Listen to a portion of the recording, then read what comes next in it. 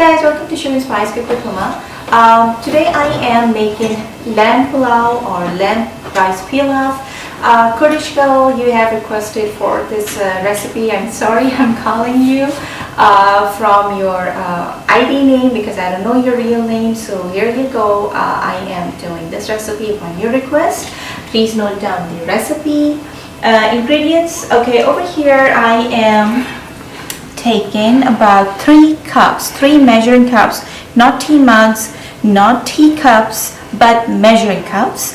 3 cups of basmati rice, which I pre-soaked in water for about 15 to 20 minutes. Please note it down. Do not soak basmati rice longer than 15 to 20 minutes. Otherwise, when you're going to cook it, it's going to turn to a mush. So be careful with that. And over here I have about 1.5 pounds of mutton. You can use goat, lamb, beef, or chicken. Try to use meat with a little bit fat in it and with bones. We do not use boneless meat for pulao or pilaf. About 1 large to medium onions, sliced or chopped. 1.5 teaspoon of ginger crushed. 1 teaspoon of papaya paste, raw papaya paste, crushed. You can find it in any Indian grocery stores. If you cannot find it, don't worry about it, you can skip it. About 12 cloves of fresh garlic. I made a paste out of it, or if you're using paste, use about 2 to 2.5 teaspoons of garlic paste. Okay, over here I have 3 things. 2 teaspoons of coriander seeds, 2 teaspoons of cumin seeds, and 1 teaspoon of fennel seeds. I have coarsely grinded them in the coffee grinder. We do not want it in powder form. We don't want whole, but coarsely grinded. About 10 to 12 whole black peppercorn, and about 10 to 12 cloves. Half a teaspoon of green cardamom powder. You can use whole green cardamom as well, about 4 to 5 of them. About 3 little sticks of cinnamon. 4 black cardamom, 2 teaspoons or according to your taste salt, 3 to 4 dried bay leaves, half teaspoon of black cumin seeds, 3 to 4 whole green peppers. Now in traditional pulao we don't use any of green peppers. This is totally optional. I like it in my pulao, so if you don't want it, don't use it. If you like it, go ahead and add 2-3 of them. And about 1 tablespoon of kevra water. This is something like rose water. This is only for fragrance, doesn't have any taste. If you don't find it, don't worry about it, just skip it. This is only for fragrance. You can find it in Indian or Pakistani grocery store. We're going to use about 1 cup of oil, some water, and we're going to start our cooking process. Okay, I'm adding about 1 cup of oil, or you can use it according your own preference, how much oil you want in your food, because usually a lot of viewers complain that I use a lot of oil. Believe me or not, in Pakistani food or Indian food, yes, we do add a lot of oil. So that is the downside of Pakistani or Indian cuisine. Without that extra fat, believe me, it doesn't taste good. It's just me, you know. Okay, I'm gonna let it become very hot because we're gonna fry our onion in this oil. Alright, we're gonna fry this onion until it becomes light golden brown. Alright, this has turned to a slightly golden brown color, and now I'm adding all the dry spices. Added bay leaves, black cardamom, cloves, black pepper,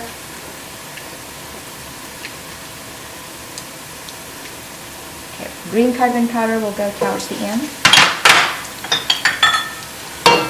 black cardamom, cinnamon sticks,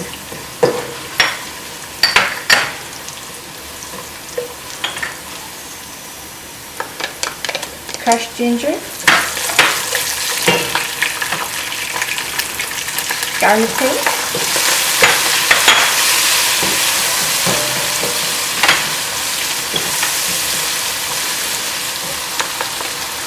fire paste.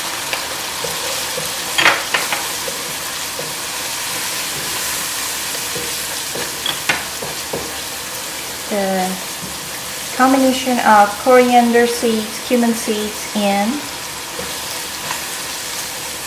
fennel seed.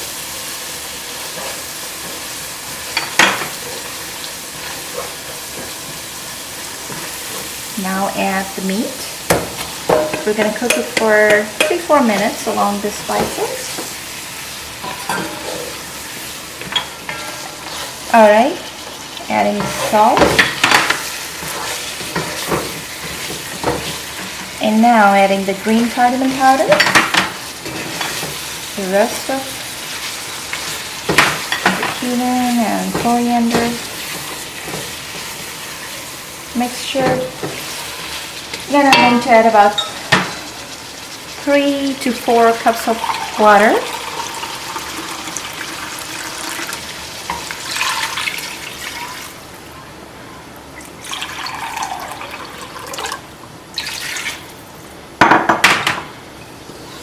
Okay, we're going to let it cook until the meat becomes totally cooked and tender. If you're not cooking in the pressure cooker and just cooking it as it is in a pot, it will take probably 45 to 1 hour to totally cook the meat all the way through. If you're using pressure cooker, then maybe 20 to 25 minutes. Alright, the meat has been cooked. It's tender, cooked all the way. Okay, and pretty much it has about 1.5 or 2 cups of water in it already, the moisture left. We don't have to dry this up. So what I'm going to do is I'm going to add the rice.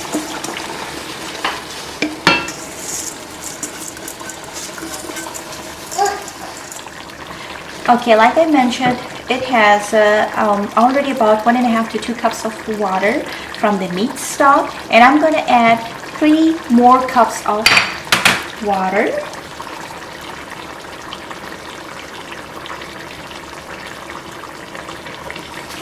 This is 2 cups. 1 more cup.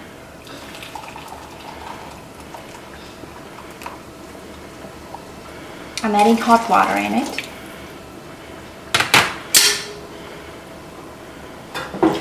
Okay, for 3 cups of rice, we need about 5 cups of water. Once again, 3 cups of rice, 5 cups of water. Add the green peppers. And about 1 tablespoon of Kara water. I'm going to use the lid. Again, this is optional. This is just for fragrance. And if you guys have watched my beef biryani video, in that I mentioned and I do insist that every time you guys make biryani or any rice recipe, please use wide open mouth pot and deep. Do not use those stock pots or small pot. If your pot is small and then you have a little bit extra rice or 3 cups of rice, it's gonna turn your rice to a sticky mush. So do use wide mouth pot, please. Okay, the heat was on high. I'm gonna turn it on medium, and we're gonna cook it until the rice becomes more than halfway cooked. Not all the way cooked, not halfway, more than halfway cooked. And make sure you do not stir it a lot, because it's going to break the rice grain and it's going to turn into mush. Alright, one more thing, please make sure that do not stir the rice a lot at this point, because it's going to break the rice grain and again we're going to make it mushy. So let it cook for until the water absorbs and again the rice cooks more than halfway. Okay, now all the water is pretty much gone. Okay, this is what we want. We do not want to see any moisture on the surface. Okay, and the rice should be more than halfway cooked. I have reduced the heat to the lowest possible, and I have this metal kind of plate for simmering food, keeping it under the pot. Okay, I'm taking the spoon, and with the bottom or handle of spoon, I'm making this little holes, just like so. Okay, in order to let the heat rise up on the top, so the rice should cook all the way from the top as well. Get the towel, leave it underneath the lid so it can absorb all the moisture and not let it drop back in the pot. And simmer it for about 15 to 20 minutes on the lowest heat possible. Alright, let's check on our pulao.